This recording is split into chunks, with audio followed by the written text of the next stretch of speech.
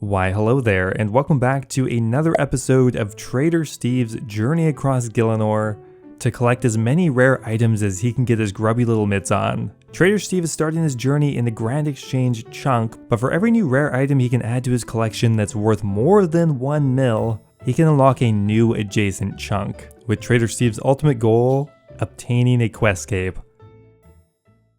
So in the last episode, we took our first few steps into Morytania and worked our way down to the barrows chunk. Each chunk is certainly getting more expensive, so we have to be a bit careful the direction that we're going in.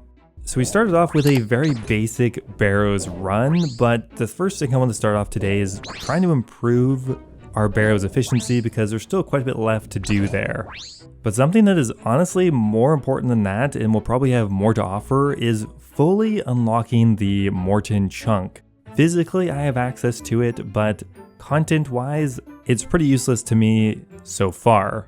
And that's because to truly unlock this chunk, we need to complete Shades of Morton, the quest, and we need 15 herblore to do that. And to get 15 herblore, well, we gotta make our way all the way over here, and we're gonna work on that today. There we go, 55 farming already, just from herb runs. It all adds up over time.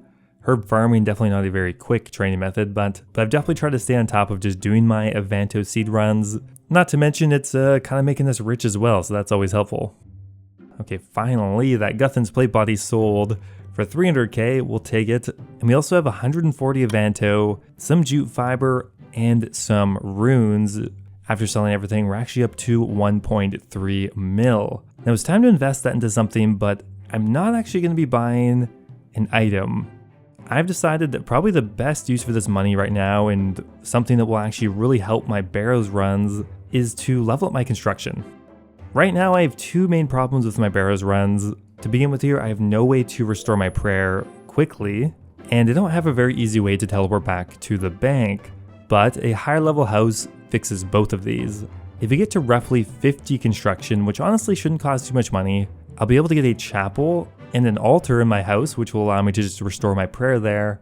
And we could also get a mounted glory, which will allow me to directly teleport back to Edgeville after and bank.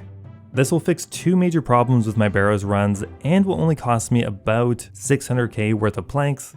I think it's a worthy investment for sure.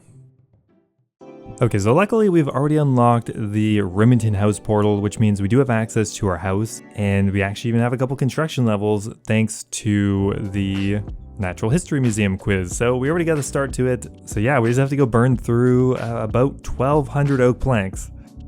So I've pretty much just been building whatever space requires the most amount of planks. We're on to oak larders now, which we'll probably do all the way to 47. We're about halfway through the planks right now, but what makes the Remington location so nice is we can just go unnote our planks with files. It's really an ideal location to do this in. There we are, finally 45 construction, which means we now have access to the chapel, which means we can also build a altar. This is super helpful. You can see I'm literally 0 prayer right now. It's just not convenient for me to restore it. Most people would go to Clan Wars, but we don't have access to it, nor should we really. Clan Wars is unfortunately out of the way and is, I believe, a dead chunk. There's no reason to actually have to go there for a quest or anything at least. Woo! 47 is done with, which means we also get the mounted glory. The mounted glory teleport will be pretty nice for banking, as well as having access to my farm patch as well. Okay, so first steps here is to mount our glory, and next up here we just have to build a chapel and the altar, and that's all we need. A quick little diversion, but I think this is more than worth it. Okay, one final item I'm going to pick up here is the strange old lockpick. I've been kind of waffling on whether I wanted this or not, but I'm going to go ahead and try it out. The strange old lockpick is 150,000 gold and comes with 50 charges. Each charge will allow you to unlock any door within the barrows crypt, which means this will vastly speed up the crypt part of the barrows run. Now in most cases I should really only have to use 1 charge per run, which means this will last 50 barrows runs, which I think is definitely going to be worth it. For example, here we went into the crypt and we can see that the actual door to go through is just one to the left. Normally I'd have to run all the way around, but with the strange old lockpick we can simply use it on this door, and there we go, we kind of cheated through this way, saving us a ton of time. Okay, so we're currently on barrows chest number 42, and we have pretty much everything set up. Let's hunt a couple more items.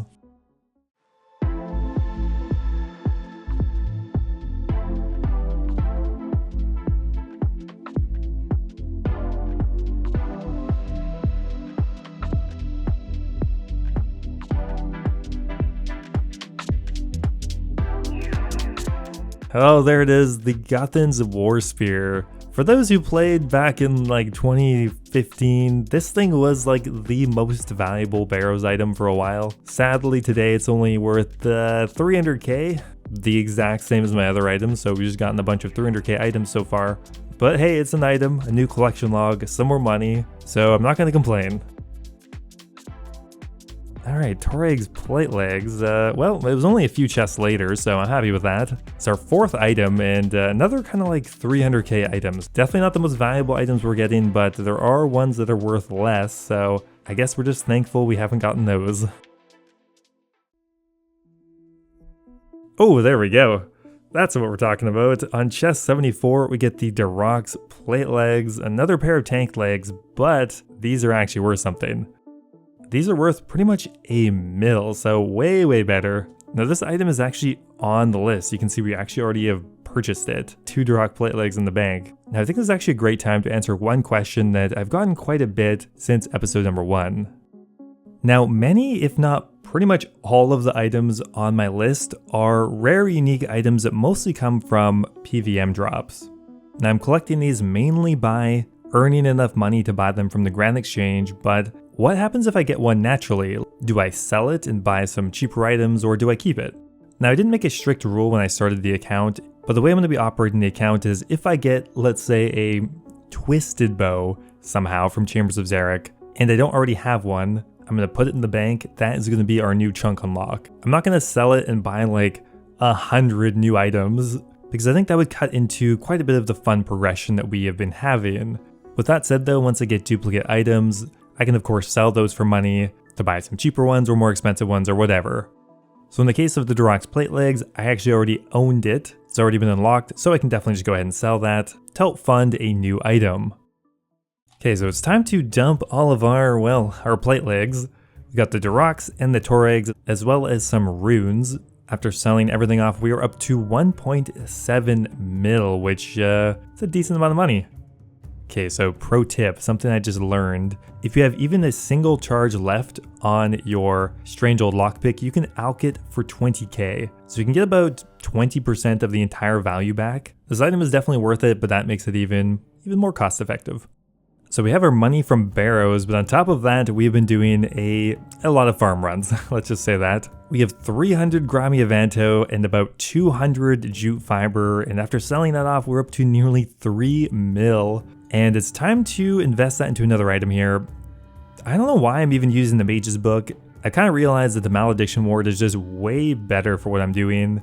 It actually has defensive stats, which is nice. The Mage's Book offers like nothing. And the attack bonuses are pretty much the exact same, so yep, we should just be banking that Mage's Book forever, at least as far as we're doing barrows. But more importantly, we can finally unlock another chunk. Now, like I mentioned earlier, I really do need to unlock Herblore pretty soon. As I really continue on in Morytania, I will need the skill, so I thought now would be a good time to maybe start working on unlocking the skill. Now, how exactly am I going to do this? Herblore is locked behind the Druidic Ritual quest, and to complete it, I need access to these 2 chunks, the North and South Taverly Chunk. Now they're not incredibly far away, but it will still require a significant investment. The real question here though is, how do I get there? What route should I take? Well, I could continue up north from my Draenor farm patch, go through Falador and just kind of walk it around that way. That would require 5 chunks, but would unlock Falador, Motherlode Mine, and a number of quest locations.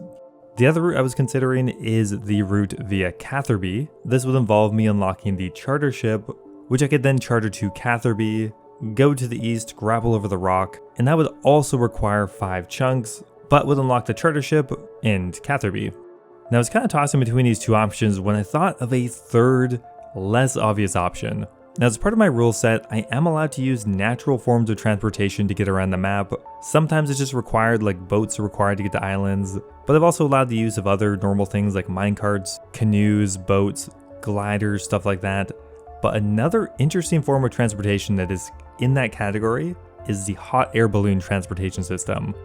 This is something I've barely ever used before, but for my specific map layout, it's actually going to be incredibly useful. To unlock the hot air balloon transportation system, I need to unlock the West Taverly Chunk, which unfortunately has almost nothing else in it, but I think it's still going to be worth it.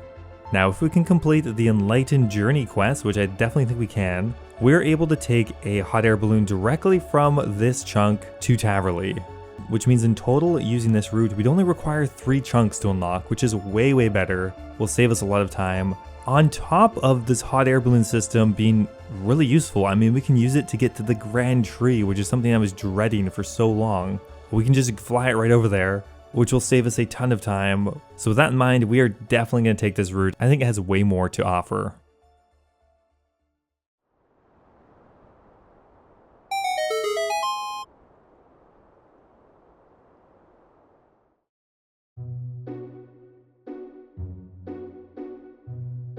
Whoa, okay, well, that's an interesting drop. We got a double chest actually, but I don't even know if these are going to be worth that much, even 2 items at once. Our chest is worth 443k. Okay, well, an interesting one, and 2 collection logs, but well, whatever, we'll take it. That was our 100th chest as well. Well, okay, I think that's a good spot to end this off at. Doesn't get much more clean than that. So unlocking the hot air balloon system requires Enlightened Journey.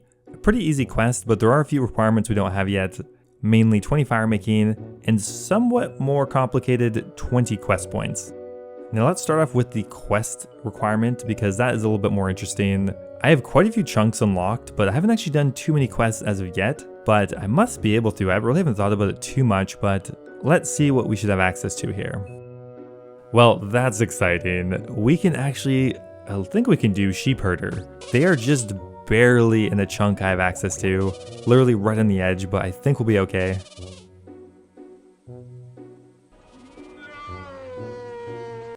Oh my god, my sheep got stuck in between these 2 people. Ugh.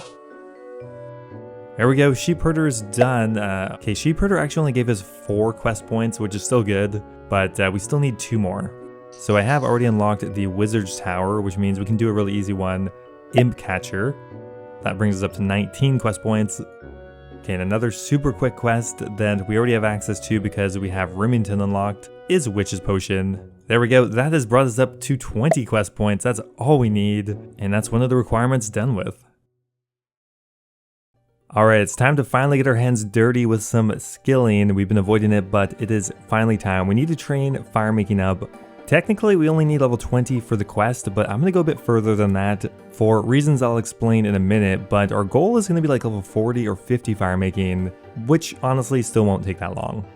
Now, something that actually makes the early firemaking levels even quicker is using these firelighters. Essentially, the way this works is you load them into a gnomish firelighter, and every time you light a log with it, it will turn it into a colored log.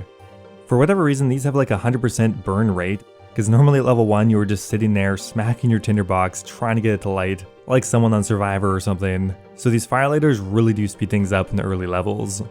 There we go guys, 20 firemaking is done with, which means we have all of the requirements now to do Enlightened Journey, unlock our new transportation system, but I got a good rhythm going here. We're going to keep going for a little bit further, see how many firemaking levels we can just bang off in the next half an hour or so.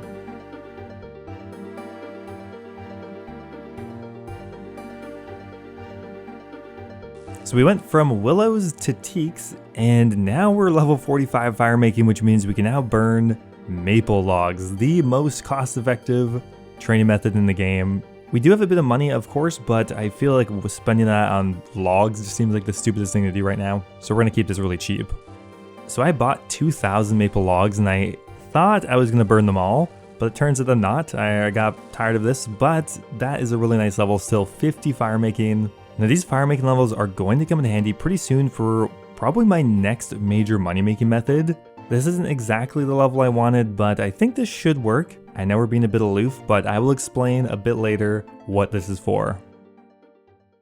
So we're heading over to Entrana now to start the Enlightened Journey quest. It's a little unfortunate that this chunk pretty much just has that quest location in it, but there is actually one other thing here that is kind of interesting.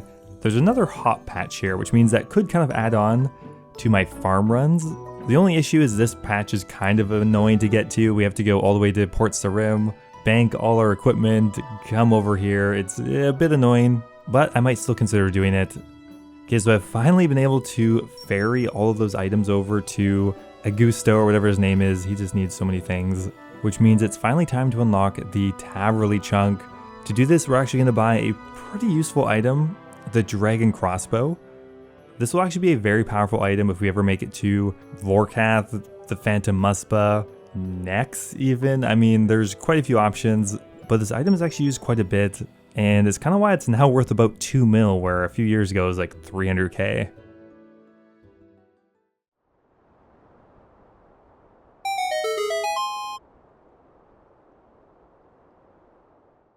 Okay, a quick prayer to Runelight for helping me navigate this messy interface. But that is it. There is Enlightened Journey done. No levels, unfortunately, but most importantly, we have access to the balloon transport system, and we have now unlocked the South Taverly Chunk. Kind of had a quick look around here. The most important thing beyond the quest location is we now have access to the Taverly Dungeon. The Taverly Dungeon will have quite a few Slayer monsters in it, which is really helpful. Slayer is something that's going to be annoying to train, so having these big dungeons available are really going to help out. Beyond that, we got a Herblore store, which not really sure if we're going to get much use out of that. We have the Crystal Chest, which could be a money-making method. Might consider that. And we also get another tree patch. So there's actually quite a bit unlocked with this chunk, but to unlock Herblore, which is our main goal, we need one more. So there are still a few cheaper items that are on the list still. We do have a few that are hovering near to the 1 mil mark, and we're going to take advantage of one of those cheaper ones now. We're kind of scrounging the bank here to find anything of value. There's a couple more runes, but not much. So we're at 1.2 mil. Now luckily there's still a few cheap items left. We're going to go for the Zamorak Dragonite set, and it's currently worth 1 mil and 15k. Honestly a pretty useful item to have as well, but we're going to chuck it in the bank for now, and that will get us another chunk unlock.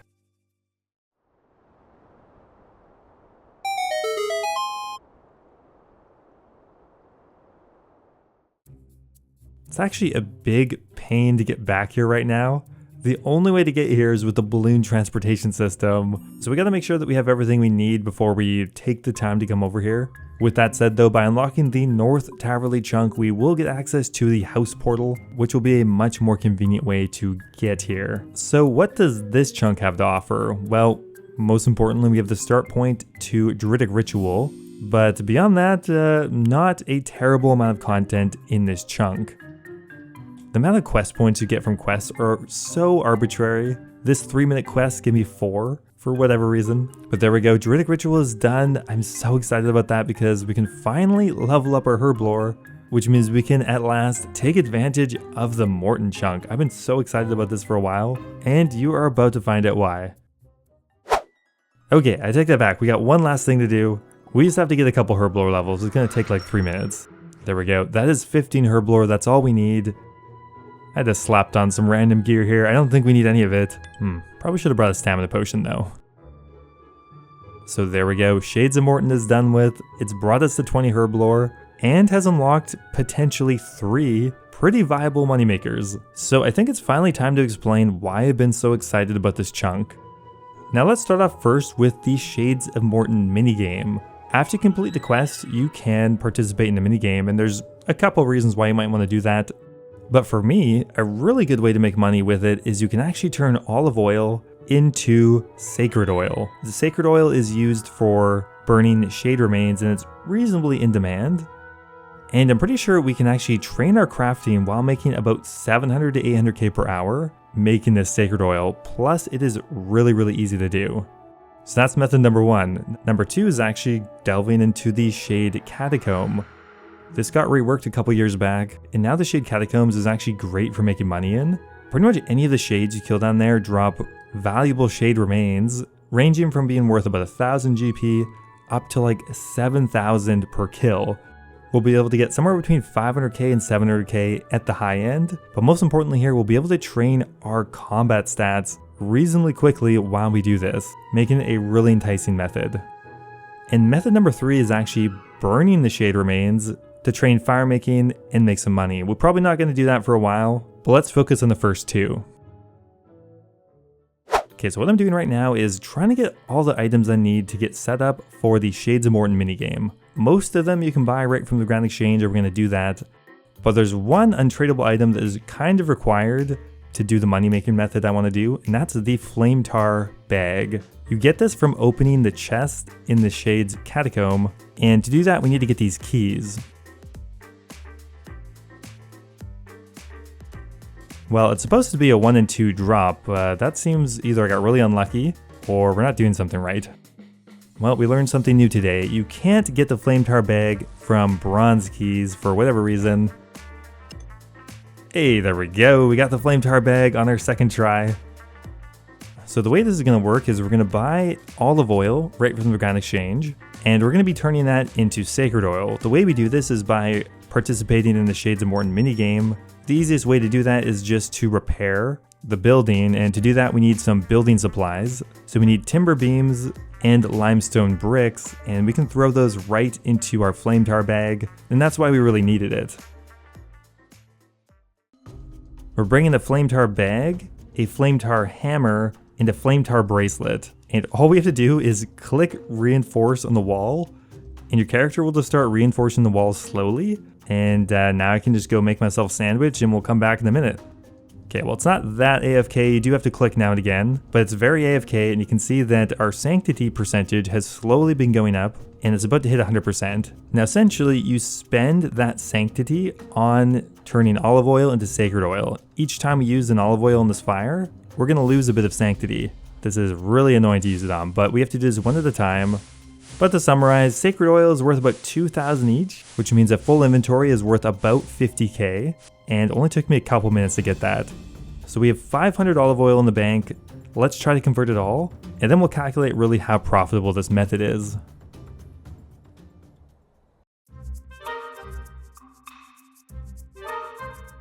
Now I've been crafting this sacred oil for around an hour now, and I'm actually a pretty big fan. The amount of effort required, very, very low. Most of the time you're just sitting around waiting for your sanctity to go up, and you really only have to speed click once every couple of minutes.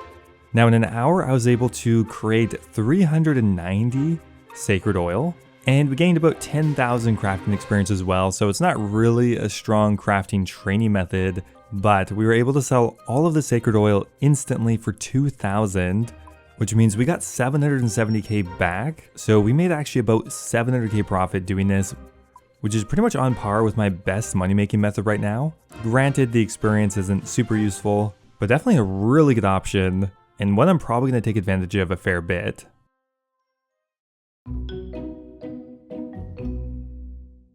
Oh my god, these guys scared the shit out of me. What are they doing? What's going on here? Show us your wares.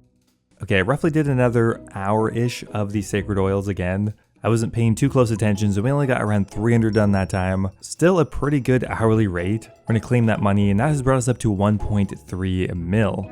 So now it's time to try method number 2, and probably the one I'm going to grind up the most. Now this is really where the firemaking levels are gonna come in handy. In the Shade Catacombs, most of the shades are locked behind different doors, and to access these doors you need to burn shade remains, and that requires firemaking levels. This is why I level up my firemaking to 50 already, although 50 isn't exactly the level I wanted, so we might go higher in the future. Now to access the highest level shade that gives the most money per hour, we need 80 firemaking to kill Urium shades. So 80 is a bit of a reach for now, but if we want the next highest level, we actually need 65 firemaking, much more reasonable. But if we actually look at the prices right now, Acid remains, which only I think require 35 firemaking to get access to the room, are a pretty good option and something we can take advantage of right now. Honestly, these shades are just really not popular content, so I'm not sure which one is going to be the best. So at some point we might just need to try them all. So first things first, we need to get a key that will get us access to the Acid Shade room. I think we need a black key, which we already got luckily, and we also have a steel key just in case. I guess we'll grab that. So that's step 1. The next step is we're going to get the broken coffin from Dampy? The broken coffin is going to be a really useful item, also considering I don't even have a cape really to wear. This will be both fashionable and a immense quality of life improvement. Now what we can do is we can buy gold locks right from the Grand Exchange and we can attach it to our coffin. This will allow us to store shade remains in it up to 28 and will essentially double our inventory space, making this even way better. Because honestly, getting back to Morton is a bit of a pain. My quickest teleport right now is just using a barrows tablet, which is fine, but it's a little expensive. So we just have to bring these 2 items here. We're going to attach the gold lock to it. And there we go. We got our highest tier coffin. No idea why the locks are tradable, to be honest, but I'm not complaining. Well, I look freaking awesome right now. Okay, so here's my best melee gear so far, but we do have 1.2 mil to invest into improving it slightly. Now the first pretty easy improvement that we probably could have done a while ago is just buy ourselves a pair of dragon boots. A cheap item will give us 2 extra melee strength bonus. Whoops, probably should have got that a while ago. To tag on with that, we're also going to buy ourselves a pair of obsidian legs. Unfortunately, they are not on the list because they were never above 1 mil, but they still are going to give us an extra melee strength bonus, so I think they're going to be worth buying. And that's pretty much all we can afford for now, so we're just going to grab a full inventory of food and head on over there. Well, okay, I had a full inventory of food, and then stupid gas rotted it, but whatever, we'll be a bit quicker next time. So we just have to run through this steel door, and then up and over to the west side, and then we can go through this black door here. And there we are, there are the Asin remains. Now I don't think these are going to be like primo melee training or anything, but they should be pretty good. I'm not really sure the XP rates we're going to get, but this will allow us to grind up our combat stats while making significant money, which is really an ideal training method. First kill, and there we go, there is 4,000 gold. Literally, these are better than green dragons. Why am I comparing everything to green dragons? These are literally better than red dragons. Alright, so we actually take a fair bit of damage here. We used all our prayer, all our food. We almost managed to finish off the entire inventory, but our defense levels are pretty low, so we might need a bit better food to start with, something better than cheesy potatoes. But anyway, there we go, our first trip is done with. So from here, we're going to teleport back to Edgeville and then use the absolutely janky coffin interface to remove our shade remains from there. I don't know why it's like this, it's so bad. But there we go, 43 of them were killed in our first trip for 150k. That is a good moneymaker. Oh, look at that, we even sold them for 5,000 each, so even more than the actively traded price. So those 43 were actually worth 200k. A single trip, 200k, that sounds great to me.